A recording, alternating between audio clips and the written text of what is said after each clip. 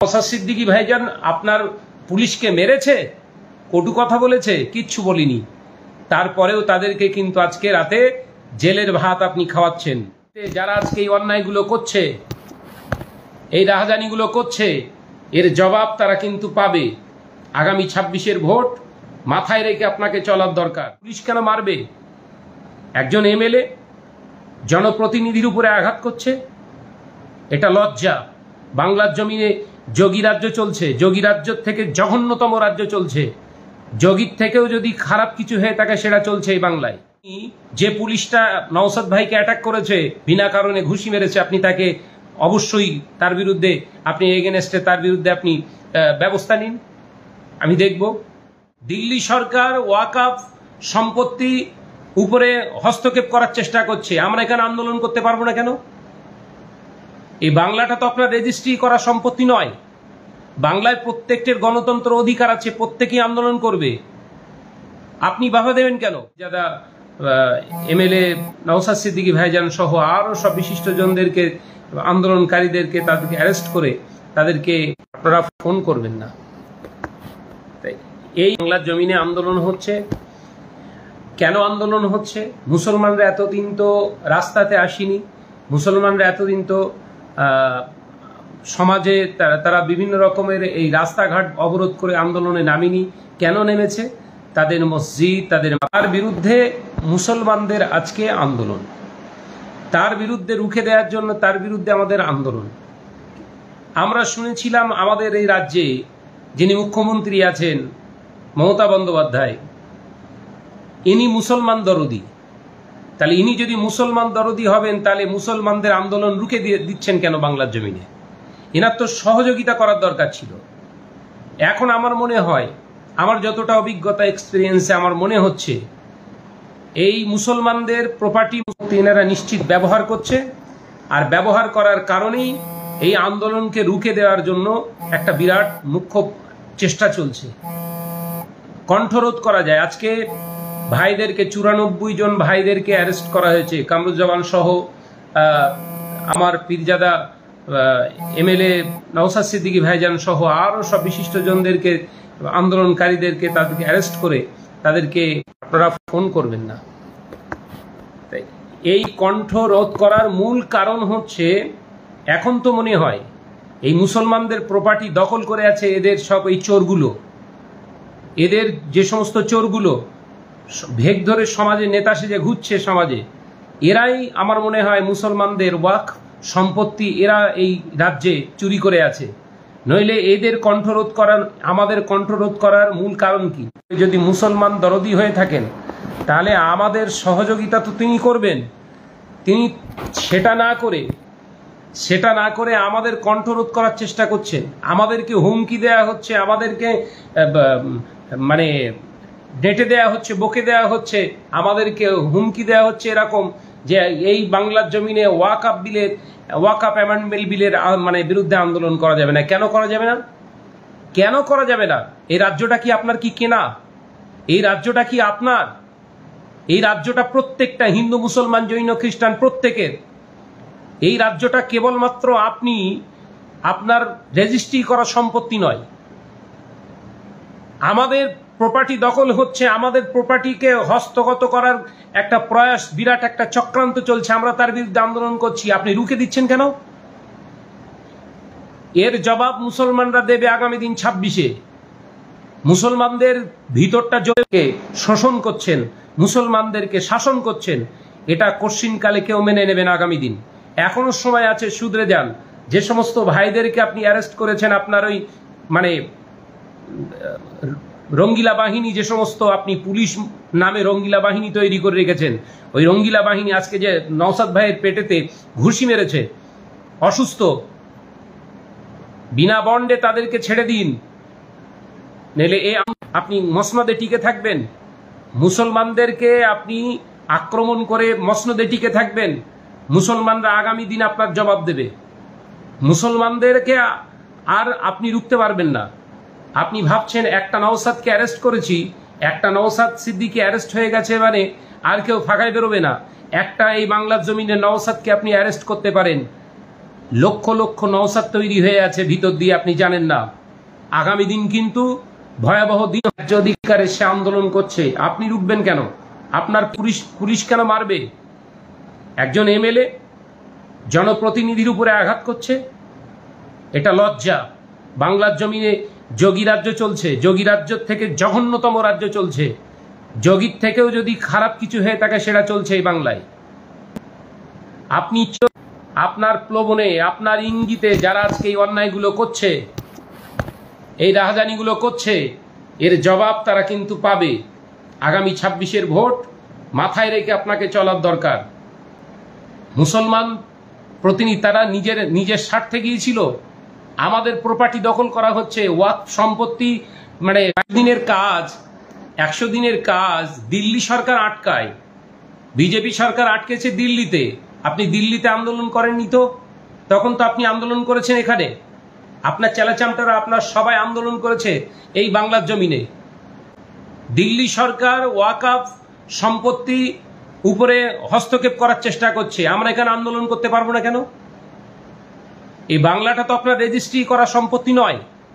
বাংলায় প্রত্যেকটির গণতন্ত্র অধিকার আছে, প্রত্যেকেই আন্দোলন করবে। আপনি বাধা দেবেন কেন? আপনি তো আন্দোলনের ভিতর দিয়ে মুখ্যমন্ত্রী হয়েছেন, আপনি তো আন্দোলন করে জনপ্রতিনিধি হয়েছেন। আজকে পশ্চিমবঙ্গে আপনি যে মুখ্যমন্ত্রীর চেয়ারটায় বসে রয়েছেন, আপনার এই প্রতিনিধিত্ব, আপনার এই মুখ্যমন্ত্রী পদটা তো আপনি আন্দোলনের ভিতর দিয়ে আপনি পেয়েছেন। তাহলে অন্যজনকে আটকাচ্ছেন কেন? আপনার বিরুদ্ধে তো আন্দোলন করিনি। আজকে স্লোগান, প্রত্যেকটা স্লোগান ছিল বিজেপির বিরুদ্ধে। তাহলে আপনার পুলিশ বাহিনী কেন এই ভাইদের উপরে আক্রমণ করলো, তাদেরকে অ্যারেস্ট করা হলো? আপনি ভিতর দিয়ে বিজেপির সহযোগী হিসেবে কাজ করছেন না তো? আপনি ভিতর দিয়ে বিজেপির এজেন্ডার কাজ করছেন না তো? আপনি সত্যি ভাবতে অবাক লাগছে। আজকে আমরা পশ্চিমবঙ্গের জমিনে থেকে আজকে আমাদের উপরে এরকম নির্মমভাবে নিপীড়ন করা হচ্ছে, আমাদের উপরে এইভাবে অত্যাচার করা হচ্ছে। আমরা ন্যায্য অধিকারের আন্দোলন চালাচ্ছি, আমাদের রাস্তাকে অবরোধ করে দেওয়ার পরিকল্পনা করা হচ্ছে। ধিক্কার জানাই। এরকম প্রশাসন যদি চলতে থাকে আগামী দিন মুসলমানরা রুখবে। আপনারা ভাববেন না 94টা মুসলমানকে গ্যারেজ করে দিয়েছি, অ্যারেস্ট করে নিয়েছি বলে আর সব মুসলমান সব হাতে চুড়ি পরে বাড়িতে বসে আছে। আমরা আমাদের রক্তের প্রতিটা বিন্দু কণা দিয়ে আমাদের বাপদাদা রেখে যাওয়া ওয়াকফ সম্পত্তিকে আমরা রক্ষা করার চেষ্টা করব। আমরা আমাদের জীবন দিয়ে চেষ্টা করব। আমাদের বাপদাদার 14 পুরুষে রেখে যাওয়া সম্পত্তি হস্তগত করার কারো অধিকার নেই। ইভেন আপনারও নেই, আপনার দলের নেতাদেরও নেই। যারা আপনার সমর্থন করছেন, যারা আপনার হয়ে কাজ করছেন করুক, আমরা বিরোধিতা করব না। কিন্তু আমরা মুসলমান, এই বাংলার শান্তিপ্রিয় জায়গায় অশান্তি লাগানোর চেষ্টা করছে। কলিকাতা পুলিশ কমিশনারকে গালখিস্তি করেছে বিরোধী দলের নেতা, আপনি তার বিরুদ্ধে অ্যাকশন নিতে পারলেন না। আপনি পুলিশ মন্ত্রী হয়েছেন। বিরোধী দলনেতা আপনার পুলিশ কমিশনারকে জঘন্যতম ভাষায় আক্রমণ করলো, আপনি একটা প্রতিবাদ তার করলেন না, তার বিরুদ্ধে তার এগেনস্টে কোনো রকম কেস আপনি মামলা রুজু করলেন না, তাকে অ্যারেস্ট করলেন না। আজকে আবার মুসলমান ভাইরা যারা ওয়াকফ আন্দোলন করতে গিয়েছিল, পুলিশকে গালি দিয়েছিল, পুলিশের উপরে চড়াও হয়েছিল। নওশাদ সিদ্দিকী ভাইজান আপনার পুলিশকে মেরেছে, কটু কথা বলেছে, কিচ্ছু বলিনি। তারপরেও তাদেরকে কিন্তু আজকে রাতে জেলের ভাত আপনি খাওয়াচ্ছেন অন্যায়ভাবে, জুলুম করে। আমি দেখব আপনার কত পাওয়ার, আপনি মুসলমানদের কতটা আপনি প্রকৃতপক্ষে দরদি। আপনি যে পুলিশটা নওশাদ ভাইকে অ্যাটাক করেছে, বিনা কারণে ঘুষি মেরেছে, আপনি তাকে অবশ্যই তার বিরুদ্ধে আপনি এগেনস্টে তার বিরুদ্ধে আপনি ব্যবস্থা নিন। আমি দেখব আমরা দেখতে চাই আপনি কতটা সততার উপরে আছেন। মুসলমানদেরকে খেপাবেন না। মুসলমান ঘুমিয়ে নেই, সব দেখছে, সব শুনছে, সব অনুধাবন করছে। এর প্রতিফলন একদিন ঘটবে। মুসলমানরা সব দেখছে, কি ঘটছে, কি ঘটাচ্ছেন, কাকে সাপোর্ট করছেন, কার বিরোধিতা করছেন, কাকে শোষণ করছেন, কাকে তোষণ করছেন, সব কিন্তু আমাদের হিসাব আমাদের প্রত্যেকের জানা আছে। আমরা আমাদের ব্যক্তি স্বাধীনতার উপরে, ভারতের কনস্টিটিউশনের উপরে আস্থা আমাদের আছে, আমরা সেইভাবেই এগিয়ে যাচ্ছি। তবে আপনি যেহেতু এখন পশ্চিমবঙ্গের আপনি অভিভাবিকা, আপনি অভিভাবিকার দায়িত্ব নিয়ে চেয়ারে বসে অন্তত দায়িত্বটা ঠিকভাবে পালন করুন। ভাই হিসাবে আমি আপনাকে বলছি, আন্দোলন রুখতে পারবেন না। আপনি ভাবছেন ধর্ণা মঞ্চ থেকে 94 জনকে তুলেছি, এবার ভয় খেয়ে যাবে। ভারত স্বাধীনতার জন্য যদি 65,000 মুসলমান আলেম ওলামা জান দিতে পারে, সামান্য একটা রাজ্যের মুখ্যমন্ত্রী চেঞ্জ করার জন্য এরা এদের জীবনটাকে কুরবানি হারহামেশা আন্দোলন হারহামেশা করতে পারে। ইংরেজকে যদি নিজের জীবনের বিনিময়ে যদি এই ভারতবর্ষ থেকে বিতাড়ন করার জন্য 65,000 মুসলমান যদি নিজের জান দিতে পারে, অন্যায় রাহাজানি কারণেওয়ালা, অন্যায় কারণেওয়ালা ব্যক্তিদের বিরুদ্ধে এরা নিজেদের জান দিয়ে দেবে। এরা কিন্তু জাতে আলাদা নয়, এরা কিন্তু মুসলমান জাত। তাই আপনার কাছে রিকোয়েস্ট, আপনার কাছে আমি ছোট্ট মানুষ হিসাবে, ব্যক্তি হিসাবে আপনার কাছে রিকোয়েস্ট করছি, যাদেরকে আপনার অ্যারেস্ট করেছেন বিনা শর্তে বিনা বন্ডে আপনি তাদেরকে ছেড়ে দেন,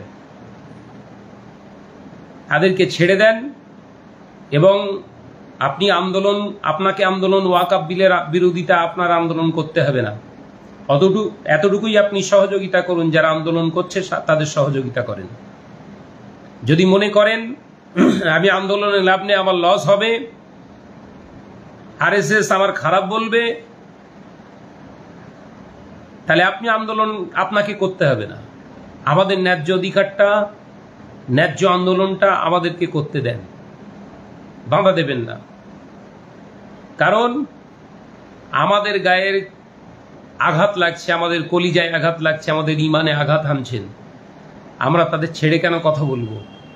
আপনি যদি আন্দোলন নাই করেন, মুসলমানদের ভোট নিয়ে আপনি যেমন মুখ্যমন্ত্রী হয়েছেন, আপনি আন্দোলন যদি নাও করেন, অন্তত আপনি চুপ থাকেন। আন্দোলন যেন আমরা করছি, আমাদের ন্যায্য অধিকারটা আমাদেরকে হাসিল করতে দেন, অর্জন করতে দেন। কে কোথা থেকে বলছেন, শুনছেন ভাইজানেরা প্রত্যেকেই, এবার আলোচনায় বলি। সত্যি খারাপ লাগে। আমাদের প্রত্যেকেই আন্দোলনমুখী হতে হবে, আমাদের প্রত্যেকেই আন্দোলন করতে হবে। আমাদের ভারতবর্ষের কনস্টিটিউশন অনুযায়ী আমরা যে ভারতবর্ষে বসবাস করছি, সেই ভারতবর্ষের নীতি নিয়ম অনুযায়ী আমাদের আন্দোলন করে যেতে হবে। আমরা ভয় পাবো না, ভয় খাবো না, আমরা ভয় পাবো না, ভয় খাবো না। আমাদের আন্দোলন চলবে, আমাদের আন্দোলন রুখতে পারবেন না। আমরা এতটুকুই জানি দুনিয়াতে এসেছি, একদিন আমরা চলে যাব, কিন্তু চলে যাওয়ার আগে এমন কিছু কাজ আমরা দুনিয়ার জমিনেতে করে যাব, ন্যায়সঙ্গত কাজ, সত্যের জন্য লড়ব। এই লড়াই আমাদের চলবে। পশ্চিমবঙ্গের জমিনে গরুর ব্যবসায়ীদের, মুসলমানদের উপরে অ্যাটাক হচ্ছে। নন্দীগ্রামে গরু ব্যবসায়ীদের প্রতি আক্রমণ করা হলো। তাদের বিরুদ্ধে, তাদের এগেনস্টে আপনি কতটা আইনত ব্যবস্থা নিয়েছেন জানা নেই আমার। অর্থাৎ সচেতন হন। আর যারা আছেন ভাইরা, আন্দোলন চালাতে হবে। এই আন্দোলন কে আমাদের হয়ে কথা বলবে না বলবে সেটা আমাদের দেখার বিষয় নয়। এই আন্দোলন আমাদের আন্দোলন, এই ভেবে আমাদের আন্দোলনে এগিয়ে আসতে হবে। প্রত্যেকের উচিত নিজ নিজ জায়গা থেকে আন্দোলন করুন, শান্তিপ্রিয়ভাবে। নিজে হাতে আইন তুলে নেবেন না। প্রত্যেকেই চেষ্টা করুন, নিজের এলাকা থেকে আন্দোলন করুন। যদি নওশাদ ভাই সহ অন্যান্য ভাইদেরকে যদি না ছেড়ে দেন তাহলে অবশ্যই আমরা পথে নামব। অর্থাৎ আমাদেরকে আগামী দিন আসতে হবে, কারণ আমাদের ঘরের সন্তানেরা ক্ষতিগ্রস্ত হচ্ছে, অন্যের গা জ্বলবে না, অন্যের গা কাটবে না। তাই যদি হতো, আজকে প্রশাসনের বিরুদ্ধে আমরা তো প্রশাসনের বিরুদ্ধে, প্রশাসনের এগেনস্টে আমরা কথা বলি না। আজকে প্রশাসনকে যারা গালাগালি করেছে, প্রশাসনকে যারা উল্টোপাল্টা নিয়ে মানে মন্তব্য করেছে, তাদের এগেনস্টে কোনো কিছু হলো না। তারা যথারীতি নিজের হয়েছে, শুধু অ্যারেস্ট করা হলো না, ভাইদেরকে যথাযথ তাদের উপরে উৎপীড়ন করা হয়েছে। তাদেরকে যেভাবে টেনে টেনে হিঁচড়ে হিঁচড়ে নিয়ে যাওয়া হচ্ছিল, দেখে সত্যি খুব খারাপ লাগছিল। অর্থাৎ আপনারা সচেতন হন, সক্রিয় হন। আমরা আমাদের বাংলার কারোর বিরুদ্ধে আমরা আন্দোলন করছি না। আমাদের আন্দোলন কিন্তু একটাই, সেটা হচ্ছে বিজেপি সরকার। এই বিজেপি সরকার চেষ্টা করছে মুসলমানদেরকে শেষ করে দেওয়ার। আপনার সেকেন্ড পার্সন নাগরিক হিসাবে এই ভারতবর্ষের জমিনে আমাদেরকে পরিচয় দেওয়ার চেষ্টা করছে, আমাদের ভোটাধিকার কেড়ে নেওয়ার পরিকল্পনা হচ্ছে।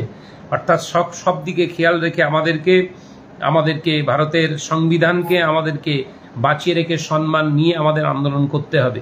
অর্থাৎ প্রত্যেকেই ভালো থাকুন, সুস্থ থাকুন, এবং আমাদের এই আন্দোলনটা চলবে।